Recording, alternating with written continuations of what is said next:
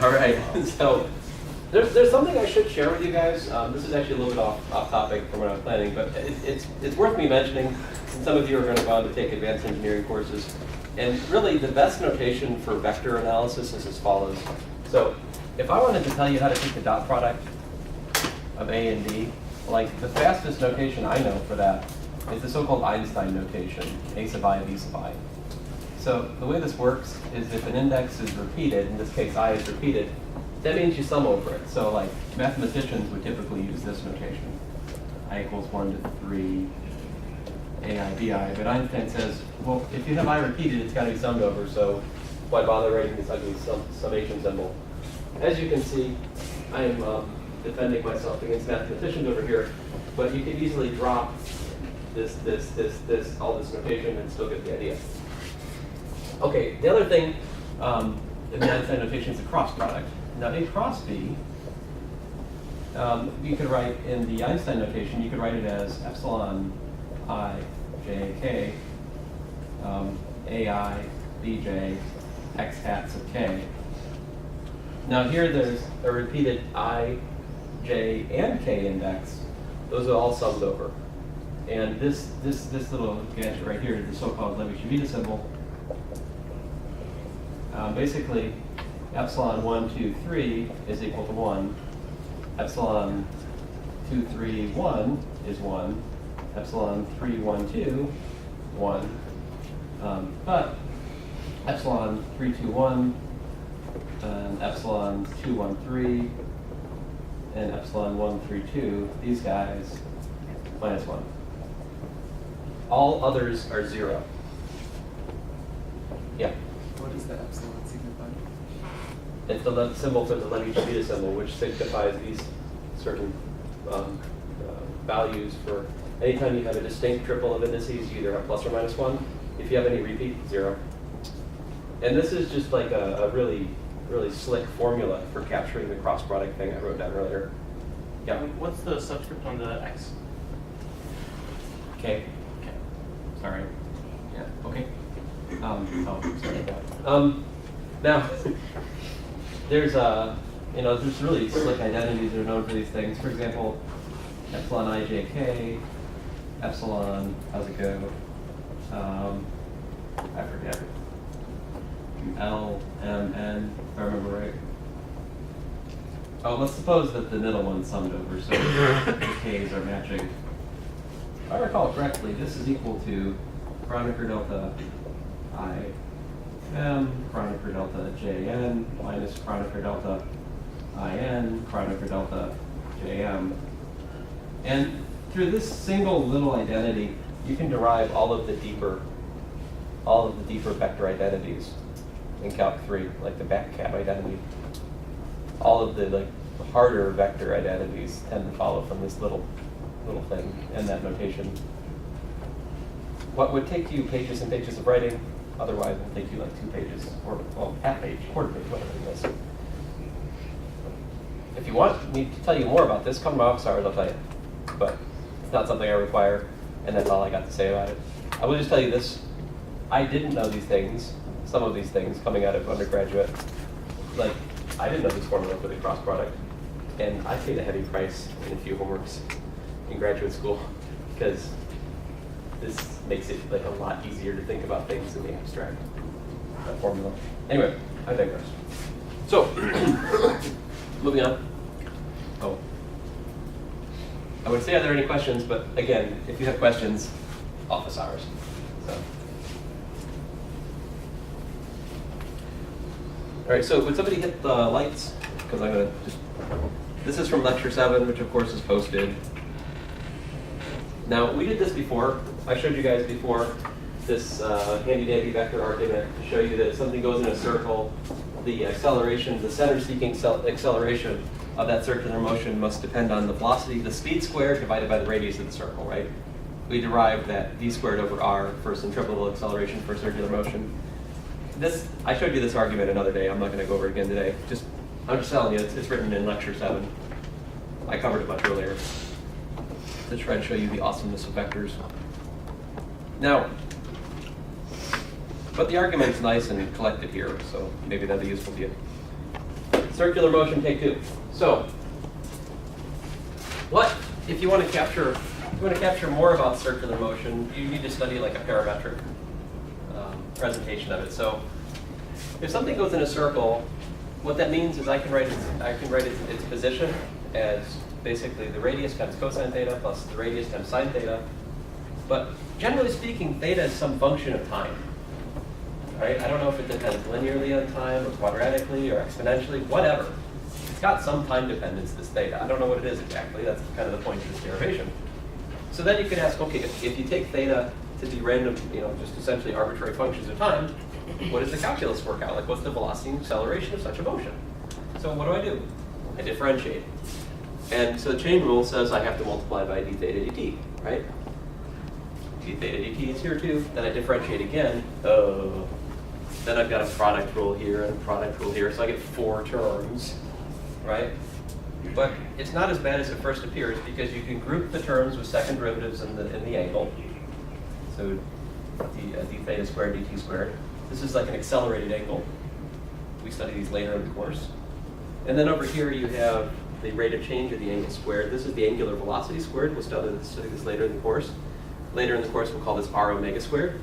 Later in the course we'll call this r alpha, in the case that this is constant. But anyway, there's the vectors that you're left with as coefficients of these two things are significant geometrically. On the one hand, you've got this guy, which is nothing more than the tangent vector. It points, like I said, tangent to the circle. I've got a picture down here I'll get to in just a second. And then this is the unit normal, the inward pointing normal. If you've studied the Thymus equations and Thymus frame in Calculus 3, you'd recognize that as the Frenet normal. Did you? Oh, thank you. I'm sorry. Oh, you're fine. Joel, Joel. Thank you, Joel. I didn't know you were Joel, but thank you.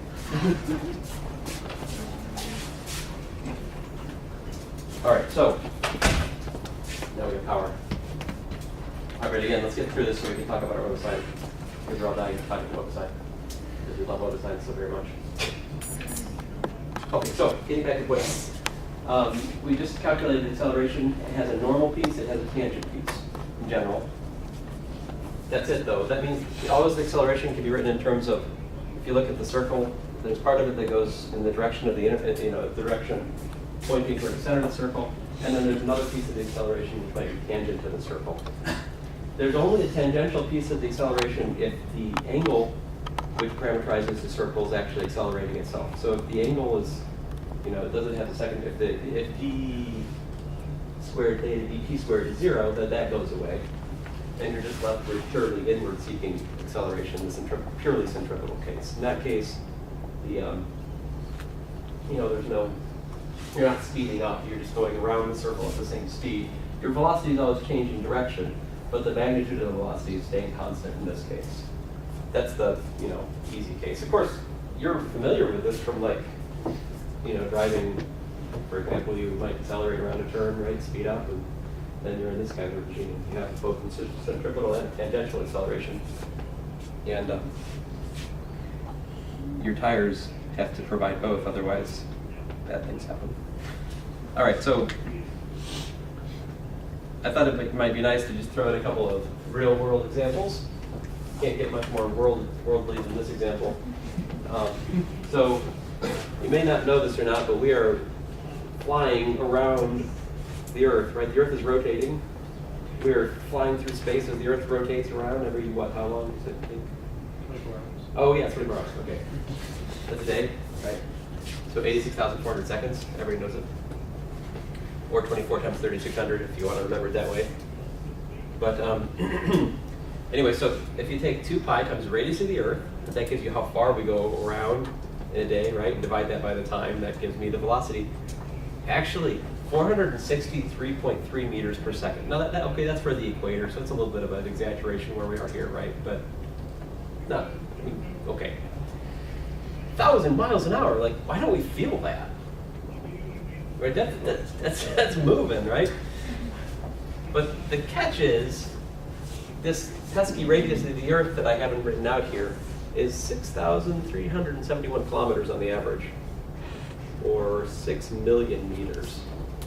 So yeah, we're going pretty fast, but we're going around a really, really big circle, right? So you don't feel it. In particular, why you don't feel it, it's centripetal acceleration from the rotation of the Earth at the equator, right? So that's kind of like best case scenario, right? About 0.0034 Gs. So it's pretty dinky. I guess if Superman went to the equator and then he like put his back into it and shortened the day, say like the day became an hour, maybe then we'd start. I mean, how fast would the Earth have to rotate before you felt it? Pretty fast. Yeah, how fast would the Earth have to rotate before you all flew off? And maybe we'll study that one later.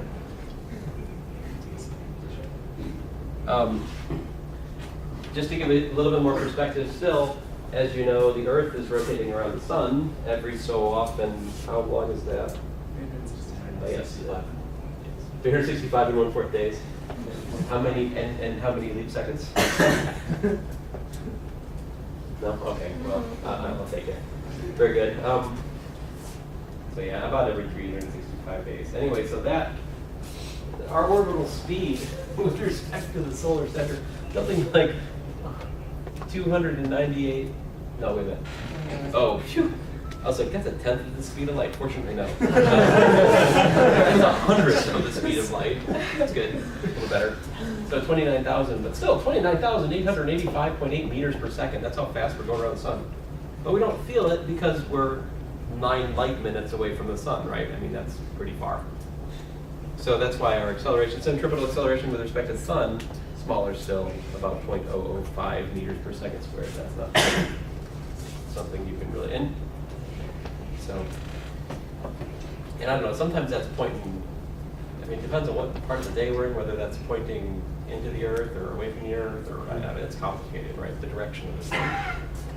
I mean, it's always towards the sun, but yeah. Okay. So I guess that's it, folks. If you wanted me to teach you more calculus, I can post my notes or something, but I think we've done enough calculus for the first test. I won't subject you to more. Oop. If you can turn the light on for me, that'd be lovely. Thank you. Oh, I was going to be lazy and look at the website questions. It occurs to me I should probably leave this open. So your questions about your beloved website. Or physics. I'm also open to actual questions about physics. Math. Pretty much anything. Math or physics related. I have no advice for you about significant others or math. I think that's the psychology people. Or the theology people. I don't know. Where does that fit? Oh, that's weird. Anyway.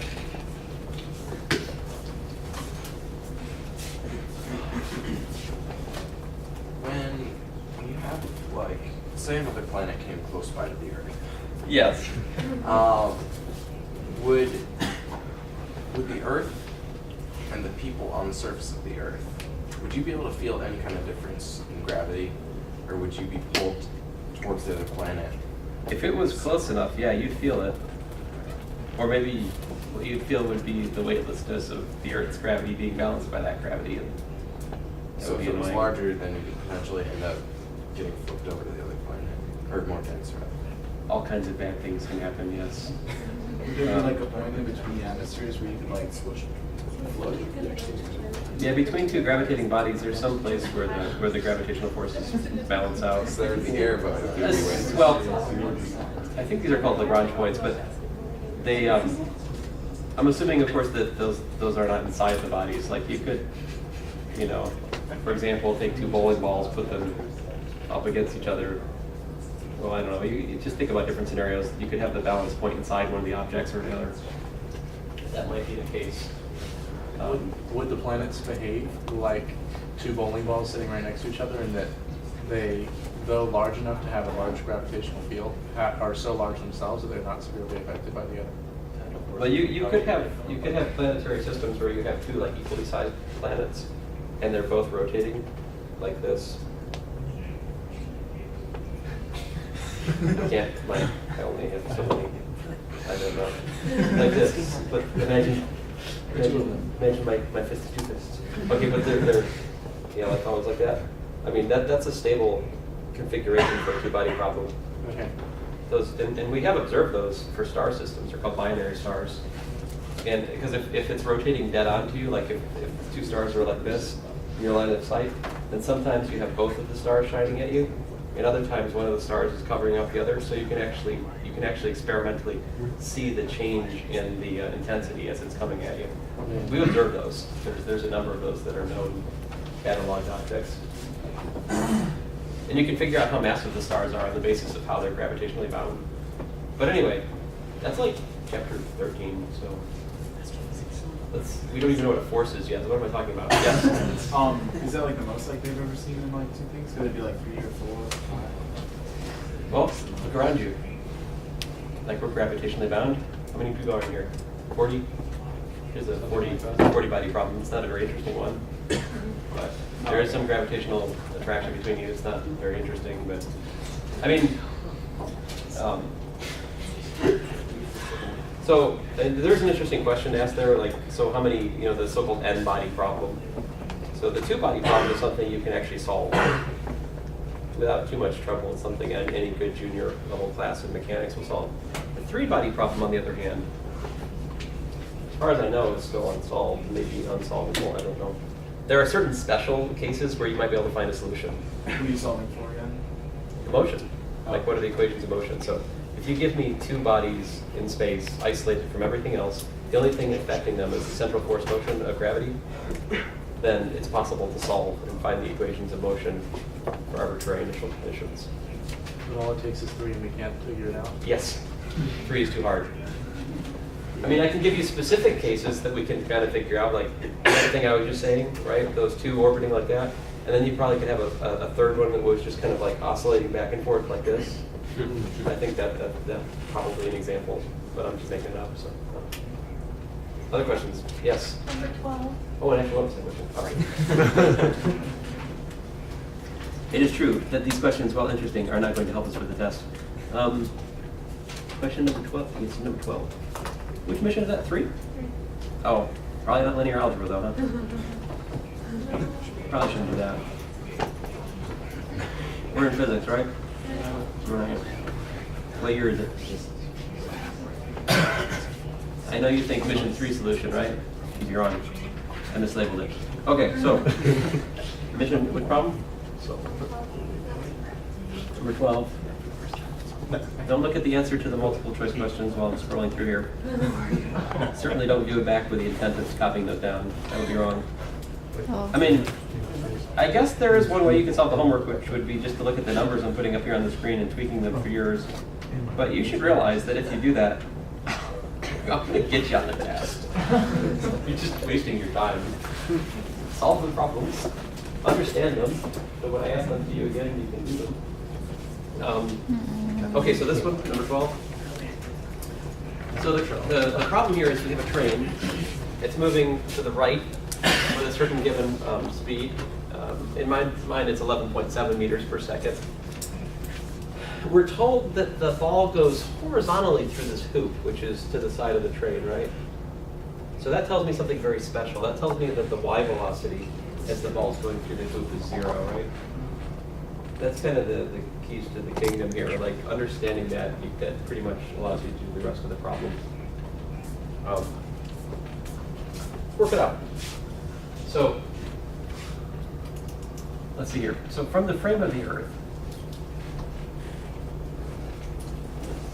Now rather than solving the problem, I'm going to show you some equations that are true for the problem, okay? So from the Earth frame, what's the x motion? What is it? X is equal to what? So what I'm going to do, guys, is I suppose that the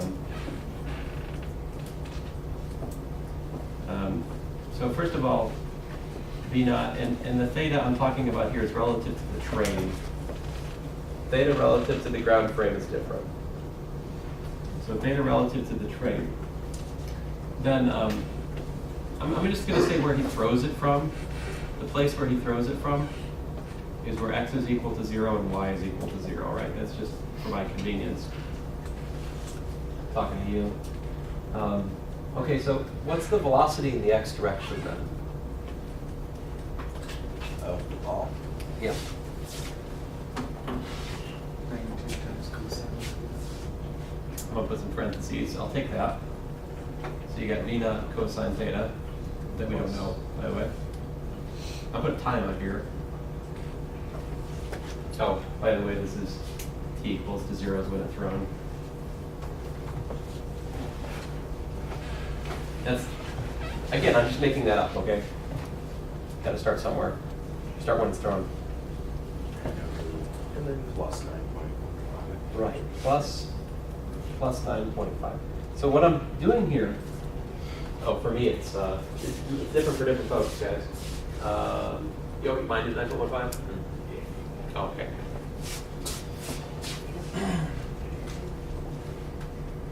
I'm putting the units in because I feel guilty otherwise at the moment.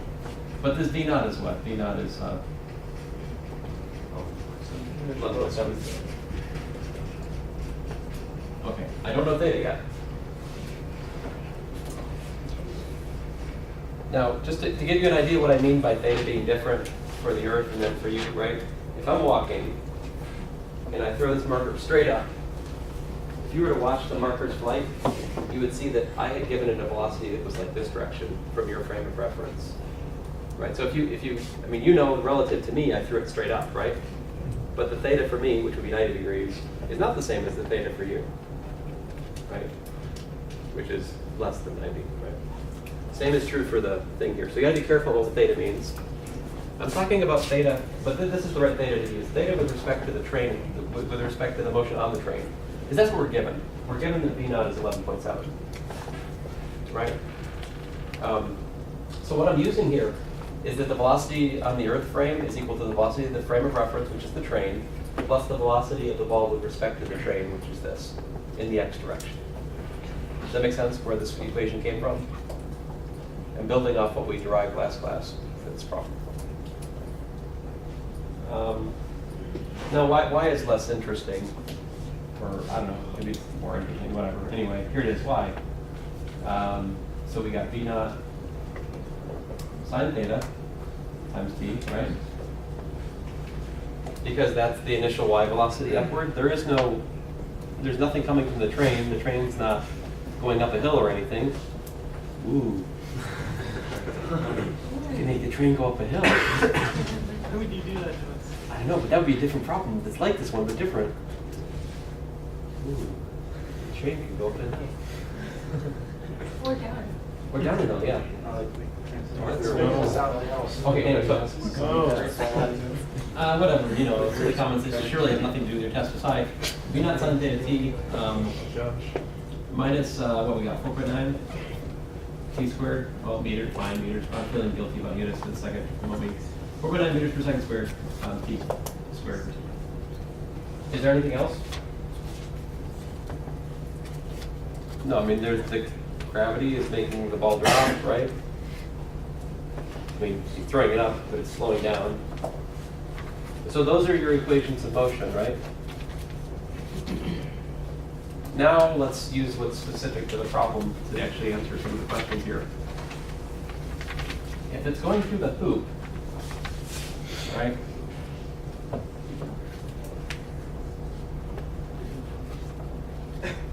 Right here, this is when Vy is equal to 0, right?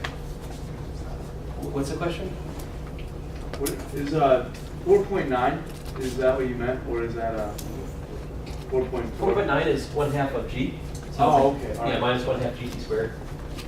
So I'm using the kinematic equation.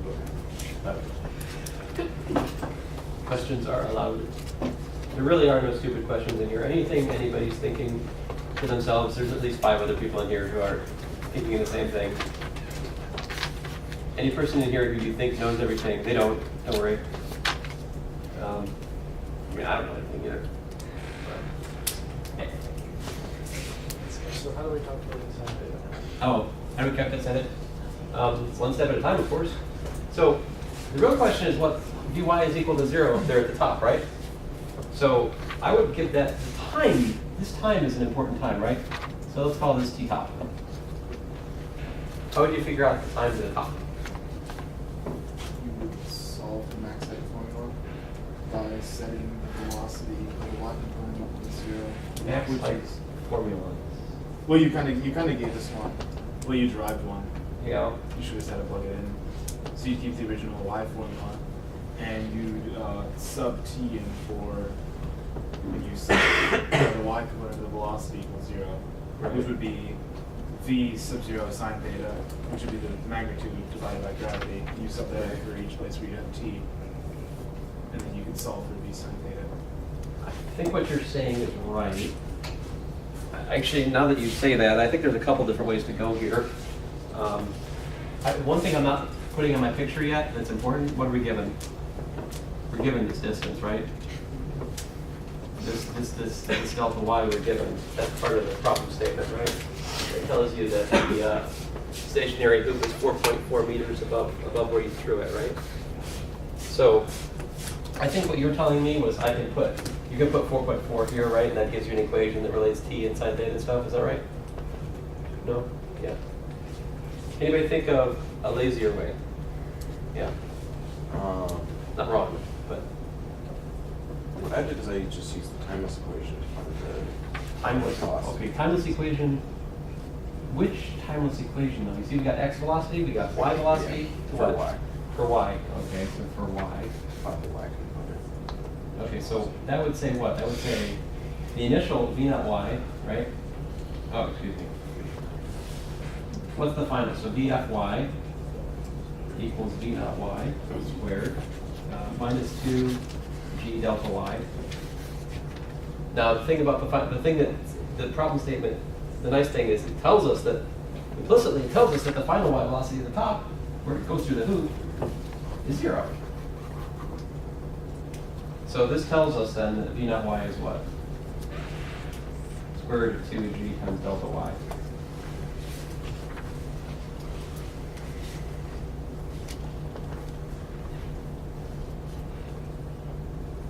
But then that tells you everything. Why? I mean, that is the answer, first of all. What must the vertical component to the initial velocity be? Okay. The problem is actually somewhat kind. It steers you in an easy direction to solve it if you pay attention. Classically, I ignore the question and solve it anyway, I feel like, and then regret not paying attention to the question. Although on the occasion there is a wrongly written question that it pays to ignore. I can't give you universal advice.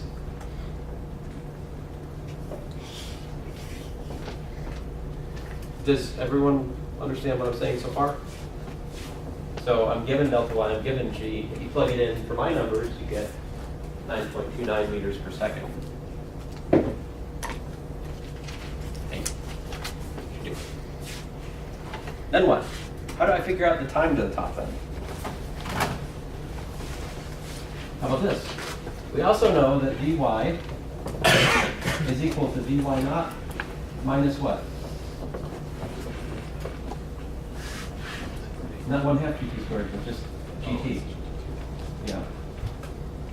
Now, if I say 0, then that would give me vy, vy naught, or v naught y, depending on what day it is in my lecture, minus g times the time to the top.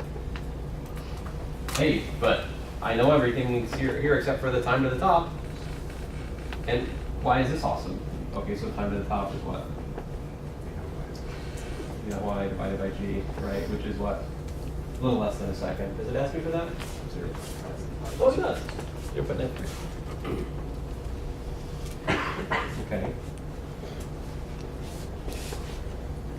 But what else? Okay, so then, what about sine theta? We could have found that too, right? You could have figured, once we know, by the way, once we know this, we also know that this is equal to what?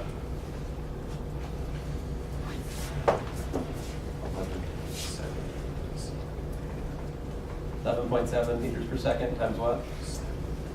Sine theta. Right, so you can solve that, right?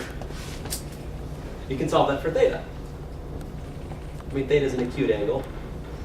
We don't need some kind of highfalutin, infinitely many solutions from trigonometry or anything. We just need that one handy dandy acute angle.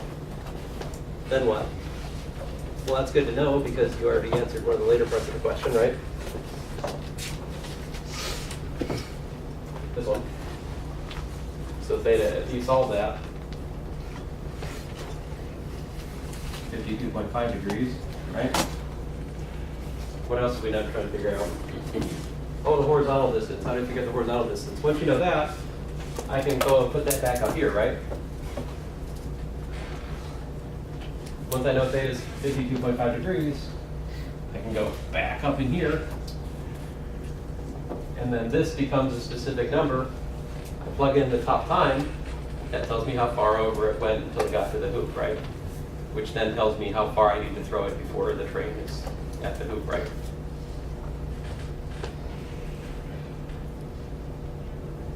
Okay. What are the numbers behind the screen? 11.7 times sine theta, because that was v naught y. It's the initial speed times the sine. Yeah. So, give me a second here.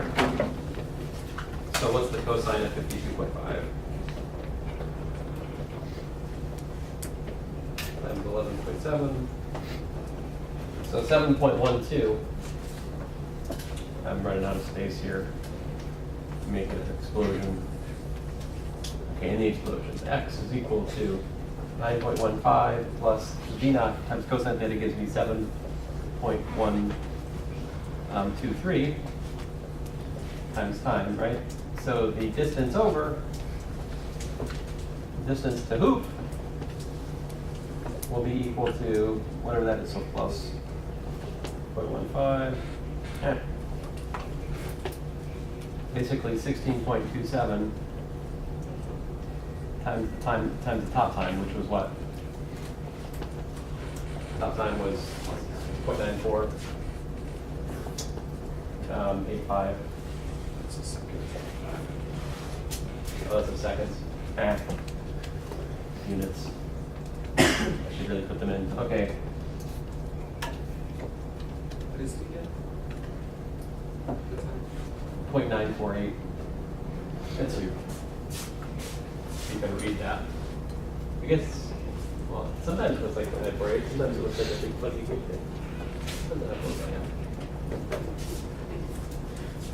Oh, anyway, so when I multiply those, I get 15.43 meters, something like that. That's probably not significant in my figures there. But that's where this 15.4 comes from. Right, take the time to the top, plug it back into the x equation. But of course, we also have to find out what the initial x velocity was with respect to the train. But that you can figure out from the initial y velocity as soon as you know that, right? If you don't care about the angle, you could also use the Pythagorean Theorem, right?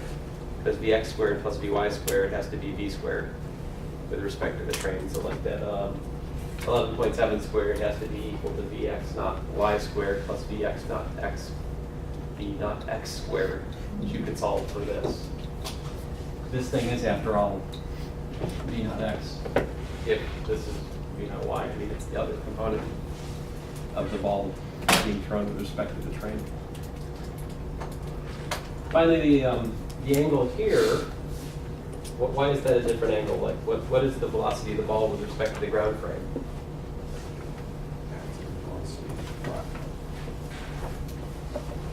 Yeah, so velocity, ball, yeah, it adds in the train, right, with respect to Earth. Should be equal to the train velocity, which was 9.15. 0 plus the v naught x, v naught y, whatever that was going to have to be. So.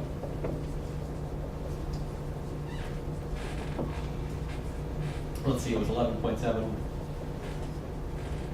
and we figured out that it was cosine, what was that angle?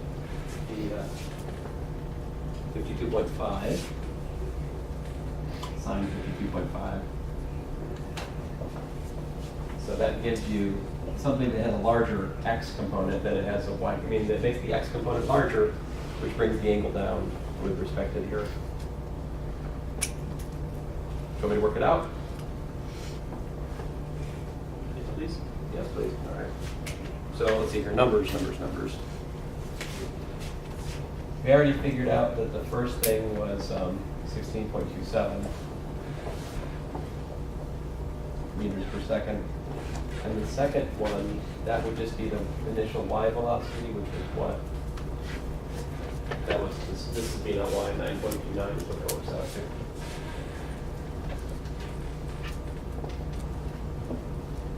So then you have a vector, you can figure out its angle, right? So theta, with respect to the earth for the ball, is inverse tangent of 9.29 divided by 16.27.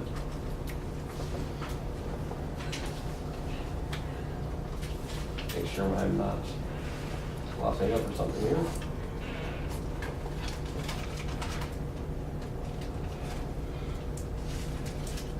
I get 29.73 degrees. Okay.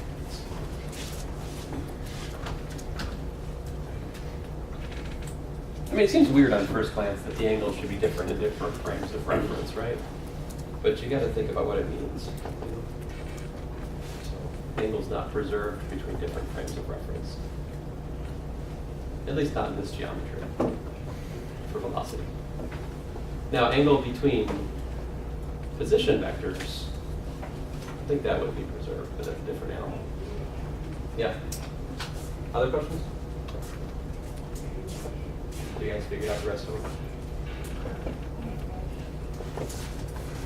You just want to be somewhere else that badly? Yes? Why Mr. Top Hat and not Abe Lincoln? Why is Mr. Top Hat not Abe Lincoln? Well, that's an interesting question. I feel like that question has been brought to bear from another class. Can you accurately depict Trying to yourself debate me as into being some a discussion of Abraham Lincoln. I have a better question if you don't want to answer that one. Yeah, I'll take the same question. Did Greedo shoot first? Did Greedo shoot first? It's been a while since I watched that. I don't know. Yes. On number 7, bird flies in the xy plane with the velocity vector by v. Distance is the integral of velocity, Right. and then acceleration would be the derivative of the velocity. Mm-hmm. So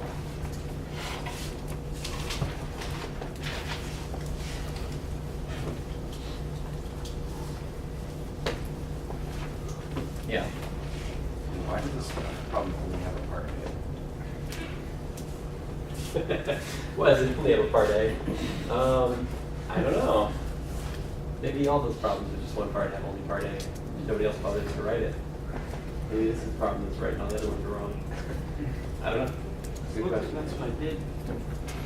But you got to follow the instructions, right? Put the use variables on there. So if you put the numbers in, it'll kind of go wrong. No, I just did the variables. Oh wait. No, I just did the variables. I see what I did. I see what I did though. You see what you did? I think so. But yeah, let me just talk about this for a second since we're talking about it. V is equal to alpha minus beta t squared I hat, right? And then what's the other one? Plus gamma t j hat. Is that right? Yeah. So there's two different things you can do. Well, I mean, there's lots of different things you can do, I suppose, but two main things here. If you integrate, right?